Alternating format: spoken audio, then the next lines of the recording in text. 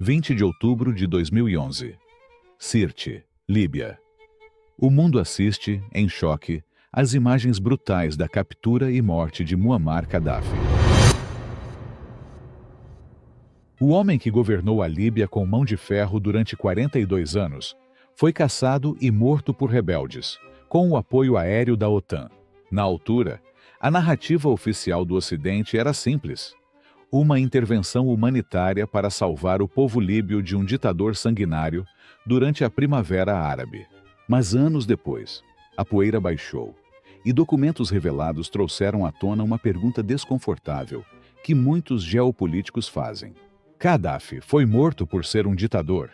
Ou por se ter tornado uma ameaça direta ao sistema financeiro global dominado pelo dólar e pelo franco CFA? Hoje, vamos mergulhar fundo na história que os noticiários da época não contaram. Vamos falar sobre o plano ousado de Gaddafi de criar uma moeda única africana baseada no ouro e as suas alianças perigosas com a Rússia e a China. E como o Irão aprendeu a lição da Líbia para sobreviver até hoje. Se queres entender como o mundo funciona, fica comigo. Este não é um resumo curto, é a explicação completa. Para entender a queda, primeiro temos de entender a visão. Gaddafi não era apenas o líder da Líbia. Ele via-se como o rei dos reis da África. O projeto era o dinar de ouro. A Líbia acumulou cerca de 144 toneladas de ouro. O plano era exigir que o petróleo fosse pago exclusivamente neste dinar de ouro. Criar uma moeda pan-africana lastreada por esse ouro. Exigir que o petróleo e gás líbios fossem pagos exclusivamente neste dinar de ouro. Porque isto era uma bomba geopolítica. Primeiro, o petrodólar. Desde os anos 70, o petróleo mundial é vendido em dólares, sustentando a economia americana. Se Gaddafi vendesse em ouro, outros países seguiriam o exemplo. Seria o fim da hegemonia do dólar. E havia também o franco CFA. O franco CFA dá à França uma influência econômica enorme na região. O dinar de ouro oferecia a estes países uma saída, uma independência financeira real. A França, de Nicolas Sarkozy, e o Reino Unido de David Cameron lideraram a pressão na ONU. Mas o objetivo real era a independência financeira real de Paris. Em 2016, e-mails desclassificados de Hillary Clinton confirmaram a preocupação francesa. O projeto de Gaddafi ameaçava a influência francesa na África francófona. Paris e Washington perceberam que ele queria implodir o sistema. Mas o ouro não era o único pecado. Vamos agora para o jogo com o leste. Gaddafi estava a mover as suas peças para o leste. Em 2008, Putin visitou Trípoli e perdoou milhares de milhões em dívidas líbias. Em troca, contratos massivos de armas e caminhos de ferro. Discutia-se até uma base naval russa em Benghazi. Um perigo para o Mediterrâneo Ocidental.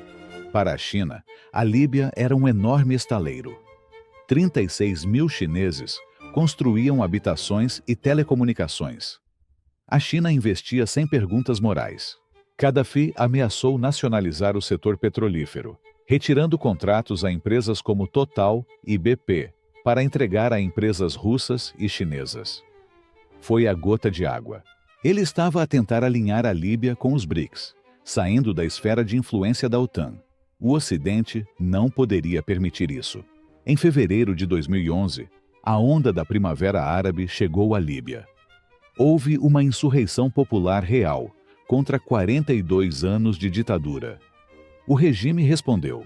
Gaddafi respondeu com violência extrema, ameaçando caçar rebeldes casa por casa. Isso deu a justificação moral que a OTAN precisava. No entanto, o ouro estava por trás. A França de Nicolas Sarkozy liderou a pressão na ONU. A Resolução 1973 foi aprovada para criar uma zona de exclusão aérea para proteger civis. Mas o objetivo era outro. Rússia e China não vetaram. Elas abstiveram-se. Putin mais tarde arrependeu-se, comparando a intervenção a uma cruzada medieval. A OTAN agiu rápido. A aviação da OTAN destruiu o exército de Gaddafi. permitindo o avanço rebelde. Sem controle dos céus e sem apoio, Gaddafi estava condenado rapidamente. Foi capturado e morto em Sirte. Mas a história virou um manual de sobrevivência para outros países na mira do Ocidente, como o Irão. Vamos ver o contraste. O Irão olhou para a Líbia e decidiu fazer exatamente o oposto. Primeiro, o desarmamento nuclear. Gaddafi errou em 2003, ao abandonar seu programa. Para o Irão, isso é impensável. Quando foi enfraquecido em 2011, ele não tinha dissuasão nuclear. O Irão mantém o seu programa nuclear custe o que custar. Para eles, é o seguro de vida. Segundo, alianças fortes. O Irão entrou oficialmente para os BRICS e a OCS. Atacar o Irão agora significa enfrentar diretamente a oposição da China e da Rússia. Gaddafi estava isolado. O Irão não está. Terceiro, dedolarização. O que Gaddafi tentou, o Irão está a fazer agora com o yuan chinês e comércio com a Rússia, usando sistemas fora do SWIFT ocidental. Eles vivem a visão de Gaddafi, apoiados por superpotências. Alianças externas. Quarto, forças por procuração. Gaddafi não tinha aliados fora das fronteiras. O Irão tem o Hezbollah e os Houthis. Se o Irão for atacado, ele pode incendiar toda a região. Gaddafi era solitário. O Irão tem poder regional. Uma união.